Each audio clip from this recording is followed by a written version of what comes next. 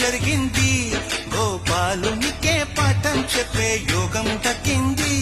ఆ పాల పుంతని వల వేసి వరించే ఈ పూల పుంతలో పులకింతలు పుట్టించే నీ రసికతకే వేస్తా నా ఓటు, నా అలసటతో వేస్తా ఓటు.